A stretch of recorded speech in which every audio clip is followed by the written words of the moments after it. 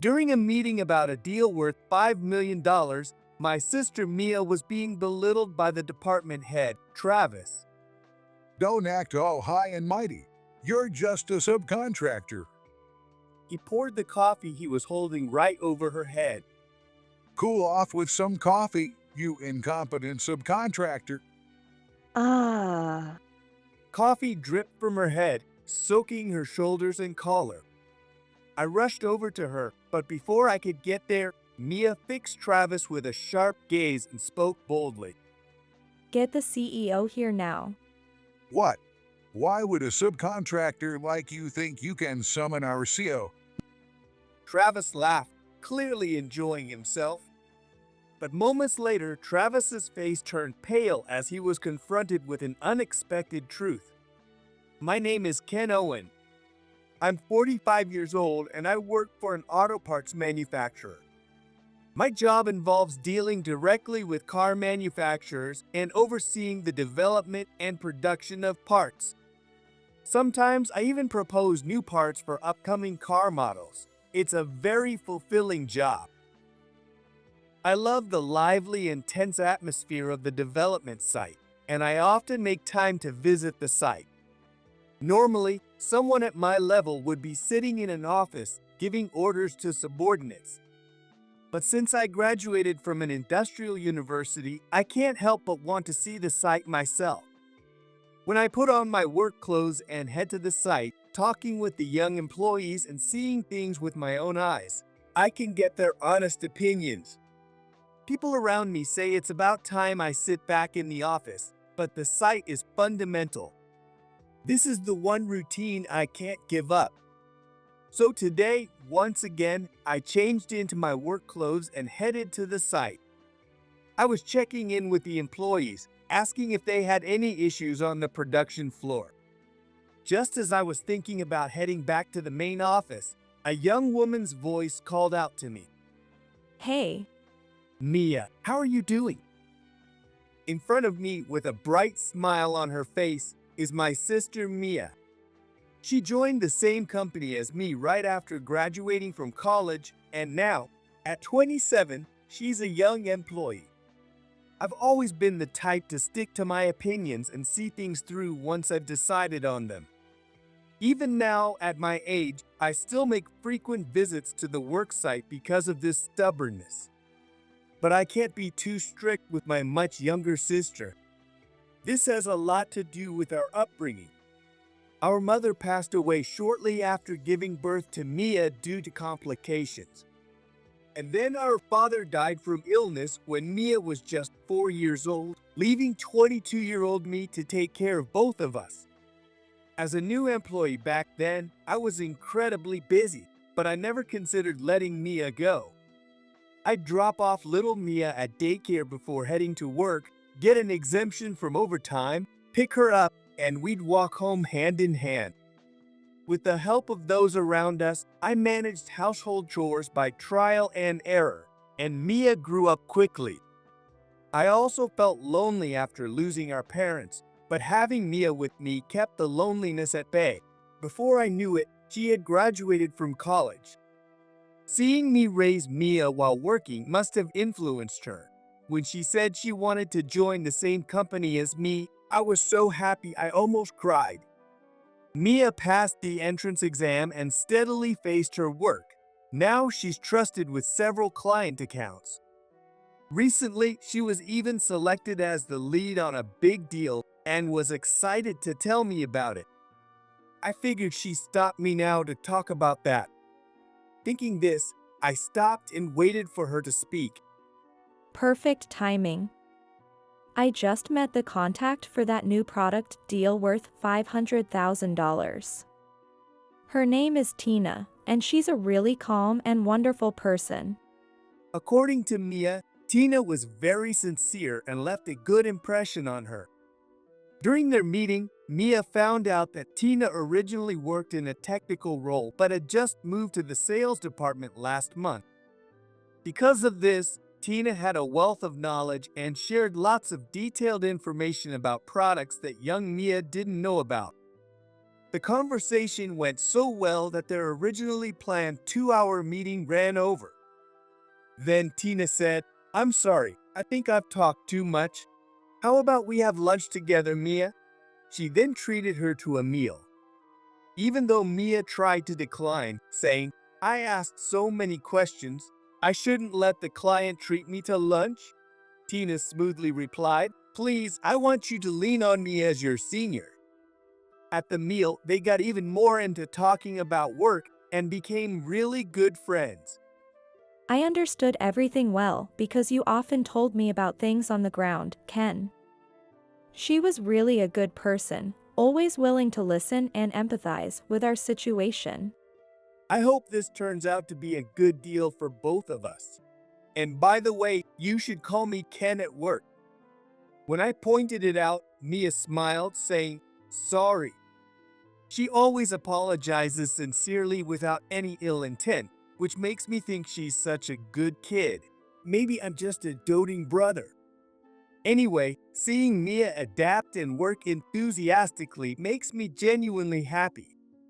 According to Mia, the meetings have been going well since then. The parts for the new product are being completed smoothly, and the new production line is operating flawlessly every day. It seems the sales of the new product at the client's company are also going well, so much so that they even placed an order to increase production. It seems to be going really well. I've even heard about the new product from our client. It's really amazing, right? At this rate, Tina said the order might increase several times over. I was surprised and widened my eyes at Mia's words. An increase several times over would mean a deal worth millions of dollars. Although the news hasn't officially reached me yet, I didn't expect the sales to be that high. It looks like it'll be a topic at our internal meeting soon. Yeah. When that happens, I think they'll place a large order for the specialized parts. I'm gonna work hard to make sure they keep the deal going. A few days after, Mia showed off her biceps with her slender arms. I received an inquiry from the client's company about increasing the order volume. Let's do our best, Ken. Yeah, I'm counting on you with the deal, Mia. On the day of Mia's meeting, after some back and forth, it turned out the deal was worth $5 million. Just as I was thinking about how the talks might be progressing, I received a call. The caller was Tom Harris, the president of the client's company, who said he wanted to discuss the product. "You have a consultation? Actually, I'm currently at the factory, not the headquarters." That's near our company, right? If it's convenient, could you come over now? Our representative is currently in a meeting with your company. I mentioned that I was in work clothes, but Tom said it didn't matter. So I got in the car and headed to their company to meet him. When I arrived, Tom personally greeted me. Thank you for coming all this way today. "No problem. Thanks to this discussion, we're having a great deal." We chatted amicably as we headed to the reception room. On the way, Tom was called by an employee. Apparently, there was an urgent matter, and Tom looked apologetic as he asked me, Excuse me, but could you please wait in the lounge? Later, I'd love to introduce myself to your sister, who's currently in a meeting. "Sure, no problem. I'll wait in the room." With that, I walked down the hallway and heard Mia's voice coming from somewhere. Travis, that's not acceptable. Work and personal life are separate. Not acceptable? What's the problem? I'm just suggesting we discuss work over a meal. Mia and a man named Travis were arguing, and their voices seemed to be coming from the conference room. I had a bad feeling and rushed into the room. Inside, Mia's face was red as she argued back, and a man in his 50s was towering over her. This must be Travis. There was also a woman in her early 30s trying to hold Travis back. Travis had grabbed Mia's hand and wouldn't pause medium let go. I lost my temper and stepped between them. What do you think you're doing? Can't you see my sister is uncomfortable? What? You? His sister? Travis hesitated for a moment but then quickly looked me up and down. When he saw that I was wearing work clothes, he gave me a blatantly disdainful look. So, your sister works in sales, and you're just a lowly laborer. Don't act all high and mighty. You're just a subcontractor. That doesn't matter. Let go of my sister and apologize right pos medium now, I said calmly, and Travis glared at me, clearly displeased. He clicked his tongue in irritation, sank into the sofa, and took a sip of coffee. But then he shouted, "It's cold," and slammed the cup back on the table. Don't act high and mighty, you lowly worker. I'm the senior manager here. Get out of this room, outsider. There's no hierarchy in work like that, and I'm not an outsider. I was invited here by Tom, the company president. While shielding Mia behind me, I explained calmly to Travis. However, he didn't like my calm demeanor. He raised his voice angrily. Invited by Tom? Don't lie to me. You're not smart enough for that. Wait. My brother? Mia quickly stepped forward. Maybe it was her sense of responsibility as the person in charge. Just as she leaned forward to explain the situation to Travis. I'm talking now. Don't interrupt. Maybe this will cool your head. You useless worker. With that, Travis dumped his coffee over Mia's head. Ah. Now you look like a real grown-up, matching your brother in those work clothes. Coffee dripped from Mia's hair, soaking her collar and shoulders. I hurried over, but Mia's sharp gaze fixed on Travis, and she spoke boldly. Get Tom here right now. Ha! Are you and your sister both out of your minds? Why would subcontractors like you think you can summon our president? Travis, not showing any remorse, actually looked amused as he sneered at Mia, who was drenched in coffee. He was clearly enjoying tormenting someone he considered beneath him. His incredibly rude attitude made my anger boil to the point where I saw red. At that moment, the woman in her 30s, who had been standing frozen in fear, finally snapped out of it and moved. Mia, are you okay? Boss mediumus is just too much. Thank you, Tina. The woman called Tina hurriedly took out a handkerchief and started wiping Mia's hair and suit. It seemed she was the original account manager, Tina. Mia, still shaking with anger, did not take her eyes off Travis. What's with that look? If you have any complaints, I'll end our business relationship anytime. Travis, without a hint of regret, just kept laughing. While I was contemplating what to do with this man, Tom burst into the conference room with great force. What on earth is going on here? Tom looked around, trying to grasp the situation. Seeing me standing grim-faced and Mia soaked in coffee, he gasped. This is outrageous. I'll take care of this immediately. Yes, Tom. I'll call security right away and have him thrown out. You see, I was just disciplining this little subcontractor girl and her worker brother for complaining. Travis spoke proudly, smiling obsequiously at Tom. But Tom's face turned pale, and he apologized profusely to Mia and me. Can't Mia? I am so sorry for what Travis has done. Yes, he repeatedly harassed my sister, and when I confronted him, he poured coffee on her head. I pointed to Mia's soaking hair and coffee-stained suit. When Tom saw the brown puddles scattered on the floor, his body trembled, and he apologized even more deeply. I'm truly sorry. Hey, Travis, what the hell were you thinking? Huh? Why are you apologizing to these subcontractors? I was teaching them some manners for not showing proper respect to their superiors. Travis clearly still didn't get it. Tom wouldn't be apologizing this much if we were just ordinary subcontractors, but Travis remained clueless.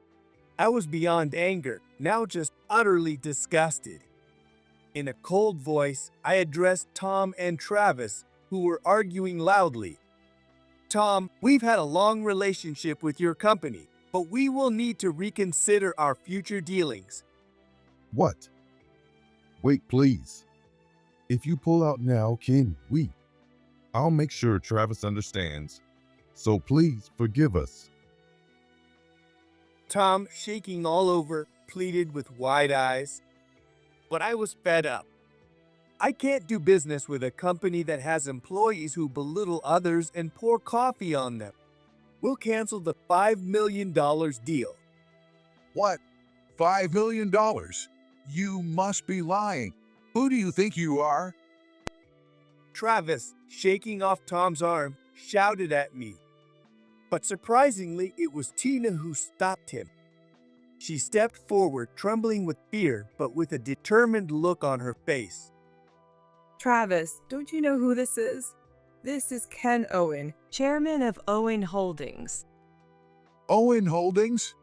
The Owen Holdings with 15 companies across the country? No way.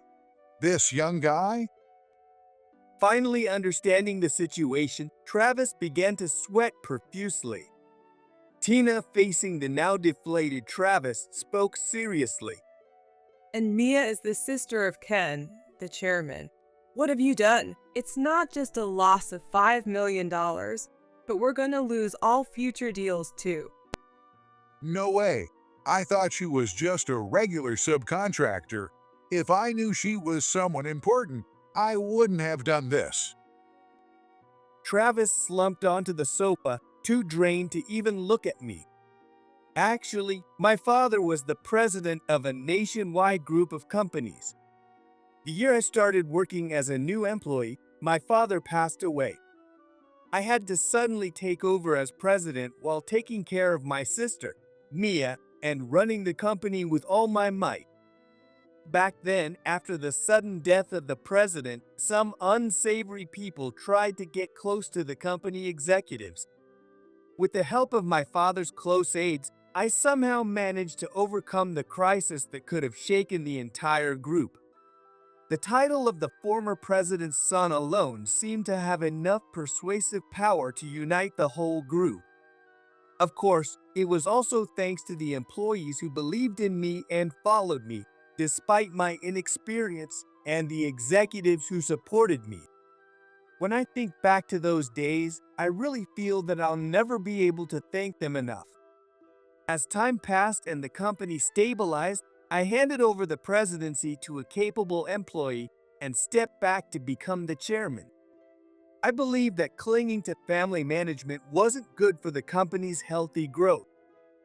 Maybe it was because of this decision, or maybe because the employees worked hard, but Owen Holdings is still performing exceptionally well.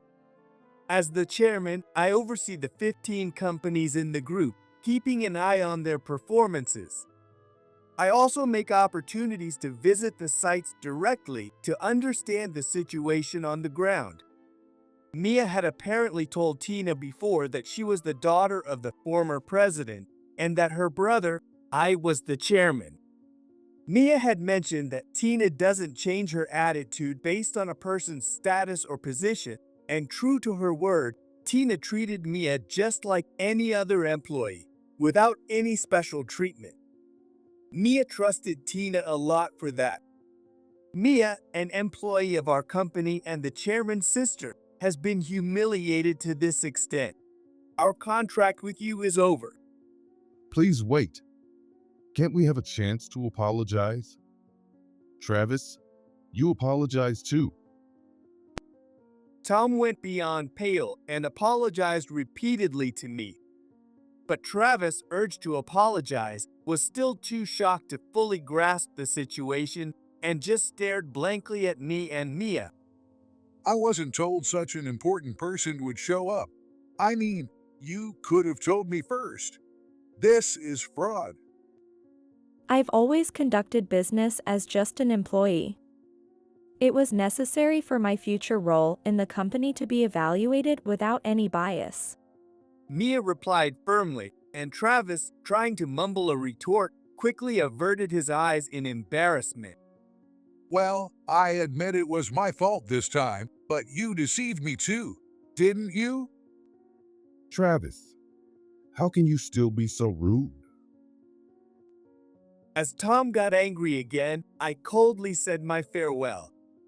Regardless of me, I can't leave Mia soaked in coffee any longer. Excuse us for today. I can't let my sister stay like this any longer. But wait, I'll get her a change of clothes immediately. Just please, don't cancel the contract. Tom was understandably panicked. While my company is indeed a subcontractor delivering products, we are one of the top companies in this field due to our advanced technology and wide product range. If we cut ties, they'll have to find new contracts with other companies in the same industry. But ordering products of the level we deliver will significantly increase their costs, and in the worst case, some products might be impossible to replicate. In other words, we are a crucial subcontractor that determines the overall quality and price of their products. Furthermore, if the entire Owen Group refuses to do business with them, their established track record will be utterly ruined. It's natural for Tom to be desperate. Finally, Travis began to grasp the situation. He started apologizing repeatedly, but I left the company without hesitation, taking Mia with me. From behind, the desperate shouts of Travis and the loud reprimands of Tom kept following us. As we stepped out onto the main street to catch a cab, I heard light footsteps chasing us. Tina, red-faced from running, caught up with us. Ken, Mia, we're really sorry. Despite being out of breath, Tina apologized deeply to both of us. Travis is my superior, and whenever he deals with women or subcontractors, he tends to act unreasonably. I was supposed to handle this deal, but somehow Travis found out the client was a young woman and insisted on coming along. According to her, Travis's attitude had been a problem within the company for some time. He acted arrogantly toward subordinates, female employees, and subcontractors, making unreasonable demands. Yet, he was extremely courteous to those above him, so the company never addressed his behavior. Actually, I once mustered up the courage to tell Travis that both contractors and subcontractors are colleagues working together, so we should cooperate more, but instead of reflecting on his attitude, Travis fed HR all sorts of lies about Tina, who was in the development department at the time, and forcibly transferred her to the sales department. Then, as his direct subordinate, he treated her even worse than before. everyone got scared seeing what happened to me, and they had no choice but to silently endure whatever Travis did to them. But after meeting and talking with Mia, I gained the courage to move forward positively again. Travis's plan was to completely get rid of Tina and become the person in charge of the deal himself. That way, he could interact with Mia, the young woman, and take credit for the work. But Tina didn't give up and tried to stop Travis, even fighting hard in today's meeting room. Though in the end, I couldn't do much and had to rely on you. No, that's not true. Because you held your ground, I was able to be there. Thank you for protecting Mia. I softened my expression.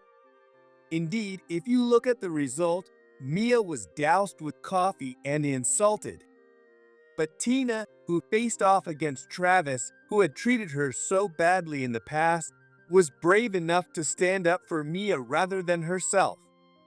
When I thanked her, Tina blushed and waved her hands nervously. From now on, I want to be braver and make this company a place where everyone can work comfortably. Seeing today's events made me feel even more strongly about not giving up until we achieve that ideal company. Ideal company? She usually seemed kind, but there was always a hint of timidity in Tina's demeanor. However, as she spoke in front of me now, her eyes sparkled and her face was full of hope. When I asked her, she hesitated a bit before speaking. A company where people in weaker positions can work more comfortably. A place where no one is treated lightly just because they're a woman or a subcontractor, and where abilities are properly recognized. I see. Well, maybe I can help with that. I shared an idea with Tina. As she listened, her cheeks turned rosy and she nodded with a blooming smile. The next morning, Tom and Travis came to my office early. They stood before me and apologized so deeply they looked like they'd break in half. We deeply apologize for the trouble we caused with our work with you, Ken. We can't apologize enough. Tom was around my father's age. Seeing someone that age apologizing repeatedly because of a subordinate's mistake made me feel sorry for him. But Travis, the cause of all this, had a serious look on his face, but his eyes still showed some lingering anger and dissatisfaction. Tom, apologizing even deeper, urged Travis to apple-pause medium-logize. But we wanted to have him apologize in person. I am truly sorry. Travis also apologized deeply, even though he was still a manager. Travis's apology was respectful and his words were appropriate, but it didn't feel like he was genuinely sorry. It was hard not to notice the hostility in his eyes. Ignoring this, Tom once again pleaded with me. He is deeply remorseful. Could you please reconsider the contract? If it's you asking, Tom, I can't say no, but there are conditions to continuing the contract. Tom's face brightened for a moment at my words. But understanding there were conditions, he bit his lip as if steeling himself. I understand. I'll take responsibility and retire. That's not it. I actually want to continue working with you. The issue I need addressed is with Travis. Named directly, Travis blinched and shot me a probing look. Wondering what I'd say, Travis watched as I firmly declared. Travis has been harassing subcontractors and female employees, those he deems beneath him. I want the company to discipline him for this. What is this nonsense? These are baseless accusations. He couldn't stay silent after hearing what I said. Travis turned red in the face and started arguing. But I quickly dismissed him and presented Tom with another condition. No, there is evidence. You did this right in front of me in the meeting room and promised to make this a workplace where women can work comfortably. Does our company seem that unfriendly to female employees? Tom muttered quietly. He probably didn't know the reality on the ground. But it's no wonder. No matter how much employees like Tina tried to raise their voices, Travis would crush any opinions unfavorable to him by any means necessary. Yet Travis, desperate to avoid responsibility, kept spit-a-paw's medium-gout arguments. That's a baseless accusation. Tina must be exaggerating. No, it's not just Tina making these complaints about your behavior. I handed him a stack of papers. It was a hefty collection of reports from employees accusing Travis of his actions. As Travis stared in shock, I began explaining each report one by one. You forced unreasonable amounts of work on your subordinates and then punished them for not completing it by making them do cleaning duties. You also harassed female employees, and when they didn't comply with your demands, you had them transferred. What is this report? Stop it! Stop it now! The anger that Travis had shown earlier vanished as he turned pale and tried to snatch the reports from my hand. But before he could, Tom firmly pulled Travis's arm back. Enough. This is easily verified. That's nonsense. These reports are just fabricated by people who can't do their jobs. They just want to harass me. Travis, desperate to avoid the consequences, Stapos medium-murdered to flail wildly. In response, I presented the decisive evidence. No, all the reports have been confirmed as true. We cross-checked the dates with the security camera footage in the office, and your words and actions were clearly recorded. I showed another set of documents. They listed the dates, report numbers, and images extracted from the security camera footage. As for the company whistleblowers, it turns out Tina had been quietly gathering evidence for some time. Many people within the company were troubled by Travis's actions, and a lot of them came forward wanting to help Tina. Over 50 reports were collected. How many times had Travis acted so outrageously until now? The thought of the employees suffering over the years sends chills down my spine. Travis flipped through the stack of reports in silence, realizing he couldn't talk his way out of this. He collapsed to his knees and started sobbing uncontrollably. Afterwards, Travis was terminated from the company. He faced several individual lawsuits from employees, and some cases were even unpaused medium-term police investigation. Tom had been deeply remorseful since the day he learned the truth about Travis. He couldn't forgive himself for not taking action before it turned into such a huge incident. I betrayed my employees' trust. It's shameful as a president. From now on, I will work hard to improve compliance and ensure this never happens again. As declared, the compliance department was established at the company just 2 months later. Tina was appointed as its first head. Every day is busy, but we finally took the first step toward becoming the ideal company. We're working on creating an environment where everyone can work comfortably. Her smile radiated kindness and confidence, with no sign of her former timidity. As I watched her bright smile, she playfully looked at me. I couldn't have changed this much without you guys. Please continue to support me. Seeing her smile, I felt confident about the company's future. As a business partner, we can't afford to fall behind either. Thinking about our promising future made me smile naturally. Thus, I continued my duties as chairman. But to keep in touch with the ground realities, I often visited the factories despite the desk work. Since then, Mia has continued to build her achievements and recently got promoted to manager. She has grown into a competent employee who can confidently and respectfully deal with anyone. You are growing rapidly, Mia. I have high hopes for your abilities. Thank you. Now it's your turn to work hard, Ken. Mia was likely referring to my relationship with Tina. Since that incident, Tina and I have grown much closer. We are now in a serious relationship, considering marriage. As chairman and as an individual, I know there will be times when I need to make significant decisions. But no matter the situation, I want to have the courage to make the necessary choices. With those thoughts in mind, I headed to where Tina was waiting, holding the words of my proposal close to my heart.